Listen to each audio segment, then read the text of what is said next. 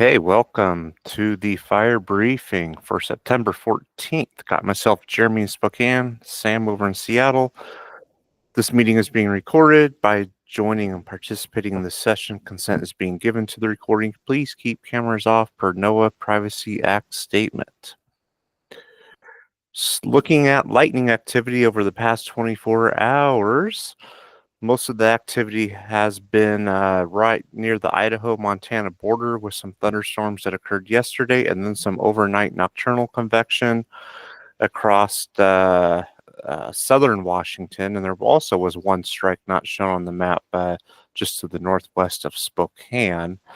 So a little bit of lightning out there this morning in a few places. And looking at the 24-hour precipitation amounts have been on the light side, but there have been some lighter rains across southern Washington and also across parts of the Wenatchee area up to the eastern end of Lake Chelan and on the Waterville Plateau.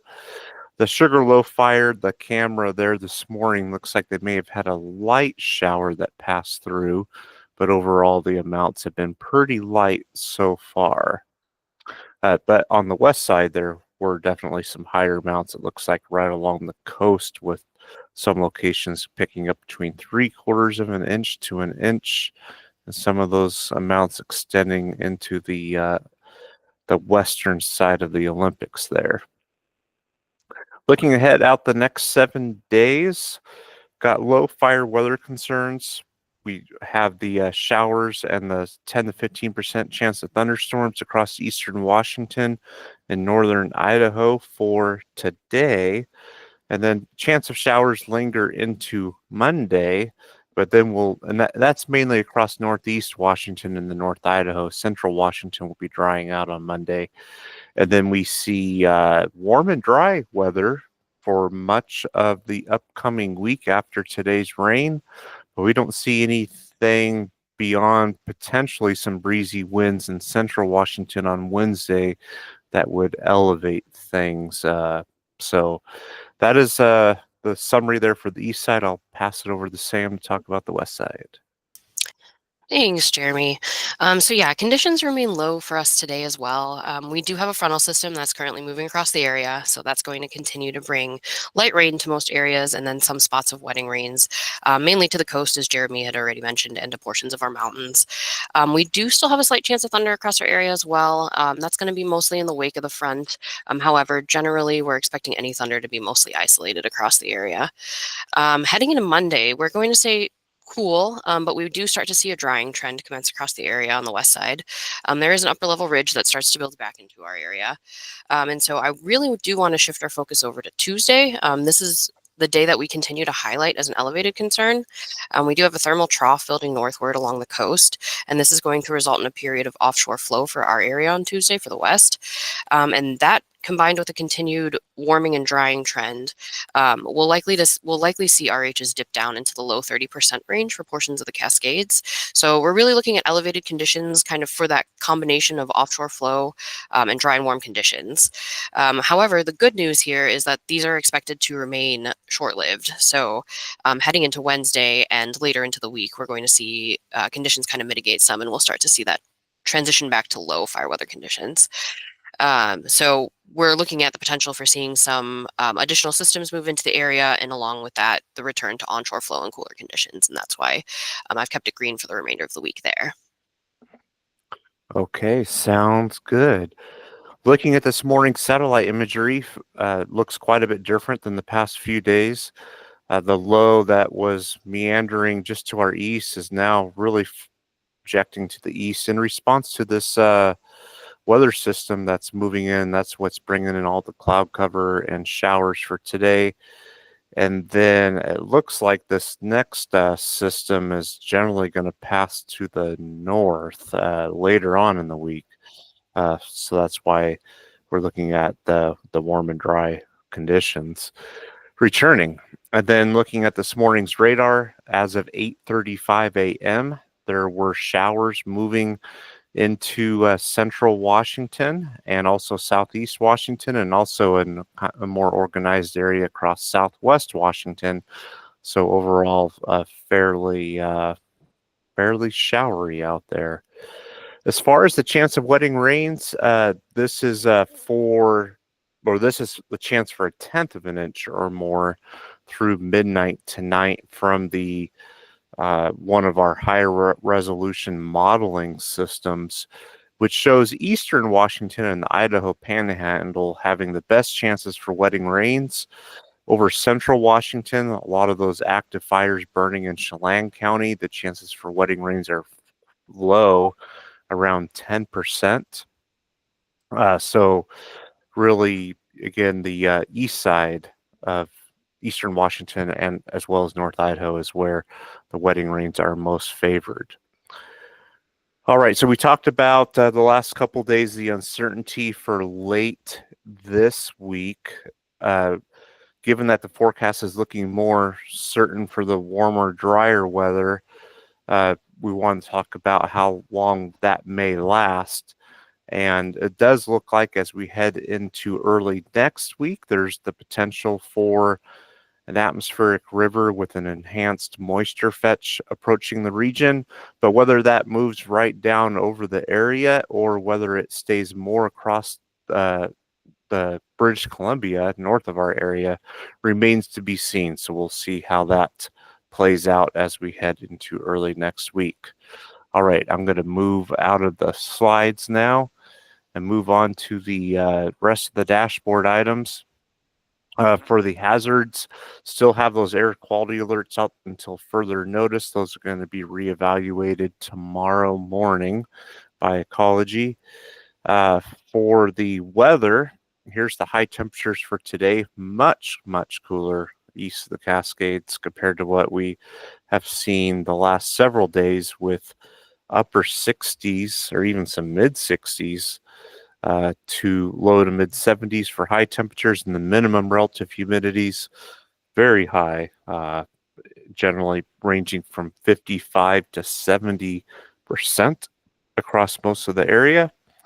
And then for winds, we're going to see gusty west southwest winds with this incoming weather system. But again, with those humidities being so high and the precipitation, really no fire weather concerns with that.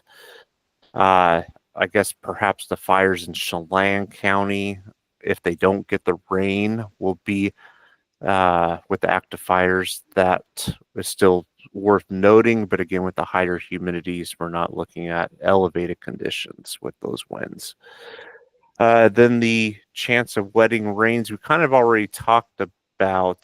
This is just through this morning and then for the afternoon, evening period, but the 24-hour probabilities are higher, as I showed in the slides, for wetting rains. So that's something to keep in mind with that. And then the chance for thunderstorms today, generally in the 10 to 15% range for most of the area.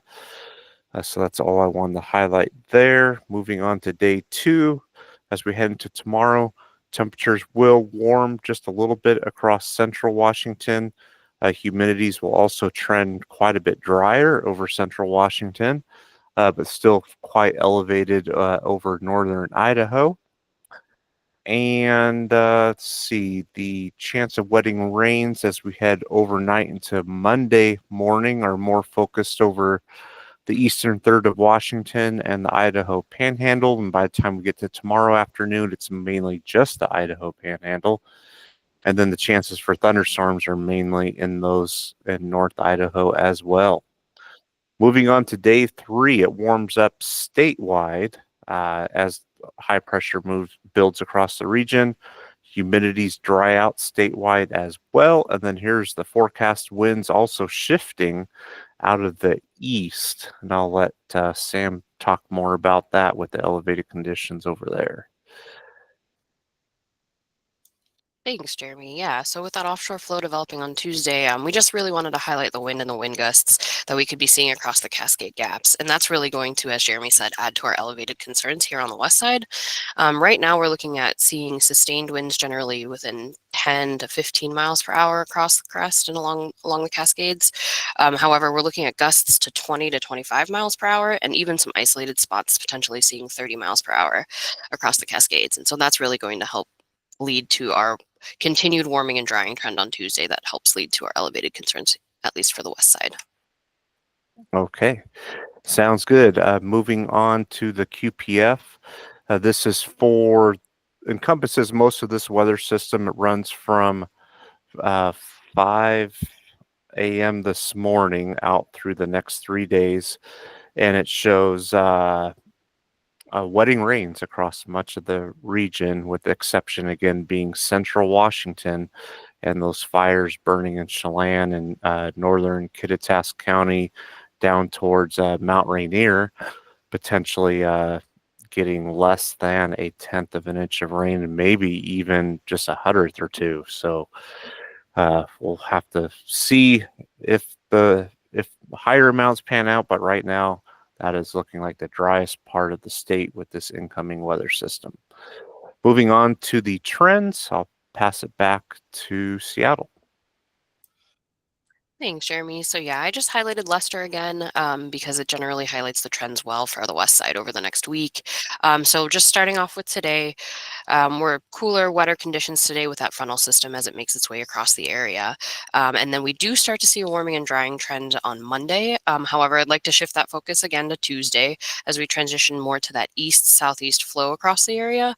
And we can see that increase in winds during the day and how that kind of coincides with our warmer temperatures and our dip in humidities as well. This will lead to those elevated fire weather concerns across the area on Tuesday for the west side. However, as you can kind of see the trend thereafter, fire weather concerns mitigate somewhat as the west side starts to see the return of at least some onshore flow, cooler conditions, and maybe even some increased chances for some rain with possible weak systems moving through the area, but that remains to be seen. Okay, sounds good. And then for the east side, we'll look at Dry Creek, given the proximity there to Sugarloaf. And you can see today the very elevated relative humidity values and cooler temperatures, and then much warmer and drier as we head into Monday. And then that warming and drying lasts into Tuesday and Wednesday.